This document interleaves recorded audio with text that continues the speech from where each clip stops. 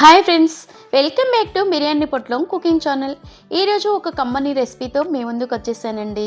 ఈ చక్కటి recipe miss అవ్వకుండా చివరి వరకు మన వీడియో చూసేయండి. చూసే ముందు ఫ్రెండ్స్ అండ్ ఫ్యామిలీకి షేర్ చేయండి. నేను మాత్రం ఈ రెసిపీని వేడి వేడి అన్నంలో పెట్టుకొని తినాలండి.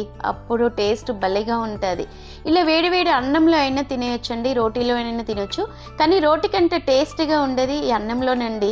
ఎక్కువ మనం తెలుగు వాళ్ళం ఏదైనా ఇష్టపడేది ఉందంటే ఇలాంటి రెసిపీస్ అన్నంలో వేసుకొని తినడమే అబ్బా. అంతకంటే మించిందే ఉంది. ముందే మనకు అన్నం అంటే చాలా ప్రాణం. అలాంటి అన్నంలో కమ్మటి రెసిపీలు చేసుకొని తింటే ఇంకా అది ఇంకో ఆమోగం. ఇలా చూడండి, నేనైతే 1/2 కేజీకి తక్కువ, 1/4 కిలోకి ఎక్కువ దోసకాయ అయితే తీసుకున్నానండి. ఇలా దోసకాయ ముక్కలు వెనక వైపు ముందు వైపు తొడిమలు కట్ చేసేసుకున్న తర్వాత పొట్టుతోనే తీయగా ఉందా లేదని గింజలతోనే ఇలా మనం దోసకాయల్ని ఈ విధంగా చెక్కు తీయకుండా పీలర్తో ఈ విధంగా కట్ చేసుకోవాలండి. ఇలా కట్ చేసుకున్న తర్వాత చేదుందా లేదని ఒక పీస్ తీసుకొని టేస్ట్ చూడండి. అప్పుడు తీయగా ఉంటే మనము గింజలతోనే వేసేసుకోవాలి, చేదుగా ఉంటే గింజలు మాత్రం తీసేయాలి. ఇలా సన్న ముక్కలుగా కట్ చేసుకోవాలండి. దోసకాయ ముక్కలు ఈ సైజులో కట్ చేసుకుంటే సరిపోతుందండి. అలాగే మనము ఈ దోసకాయ ముక్కలకు సరిపడా కారంగా ఉండాలి, కొంచెం సప్పగా ఉండాలంటే దానికి తగినట్టు మిర్చి తీసుకోవాలి. నేను 8 మిర్చి తీసుకున్నానండి. ఈ 8 మిర్చి కాస్త తొడిమలు తీసి నీట్గా కడిగి పెట్టి ఇలా కట్ చేసుకున్నానండి.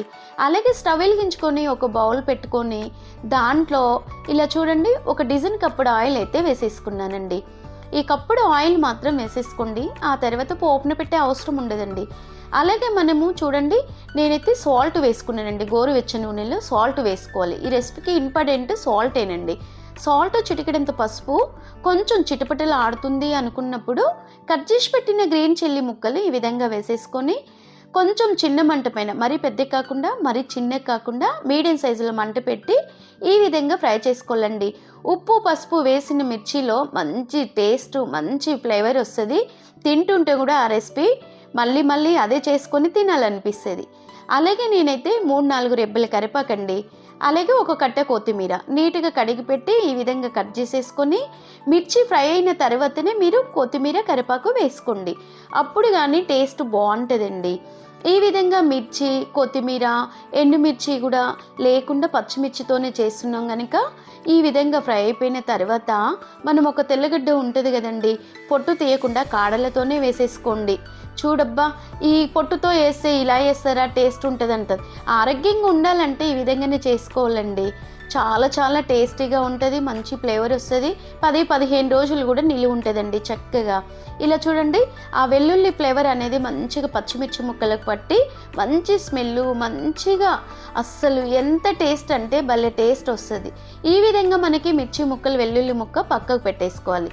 అదే కడాయిలో 1/2 స్పూన్ జీలకర్ర వేసేసుకోవాలండి. ఆ జీలకర్ర కాస్త చిటపటలు ఆడుతుంది అనుకున్నప్పుడు సన్నగా తరిగిన దోసకాయ ముక్కలు ఉన్నాయి కదండి, ఆ దోసకాయ ముక్కలు ఇలా వేసేసుకొని చక్కగా ఈ విధంగా కలిపేసుకోవాలండి. జీరాలోనే తప్పనిసరిగా జీరా వేయండి. దోసకాయ ముక్కలకి జీరా ఫ్లేవర్ పట్టేసి మంచి టేస్ట్ వస్తుందండి. తింటుంటే కూడా ఒక బుక్క కాదండి, 10 బుక్కలు ఎంటెంటనే పట్టించేస్తాం, అంత టేస్టీగా ఉంటుంది. మరి ఇలా నేనైతే 2 టమాటాలు తీసుకొని ఆ టమాటాలు కాస్త 4 ముక్కలుగా చేసుకున్నానండి. టమాటాలు వేసేసి మనం కలపకుండా ఒక మూత పెట్టేసుకోవాలి.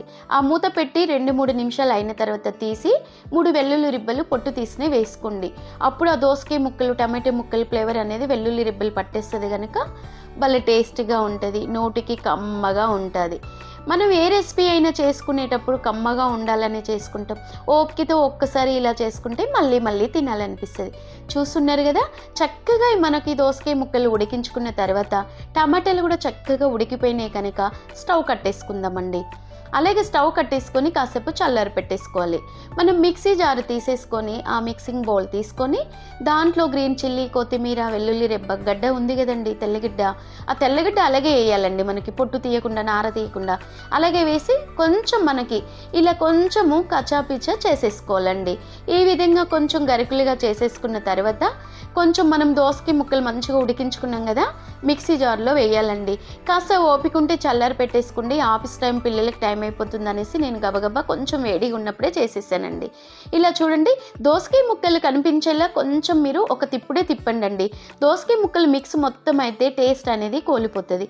ఇలా మనకి అక్కడెక్కడ దోసకాయ ముక్కలు కనిపించే బ్రింజల్ ఎలాంటి పోపున పెట్టకుండా సింపుల్గా ఇలా చేసుకొని తిన్నారనుకో చాలా చాలా టేస్టీగా ఉంటుంది, నోటికి కమ్మగా ఉంటుందండి.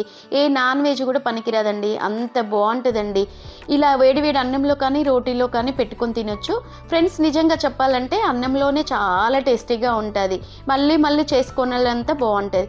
మీరు ట్రై చేయండి. ఒక లైక్ చేసి సబ్స్క్రైబ్ చేయడం మర్చిపోకండి. Bye bye.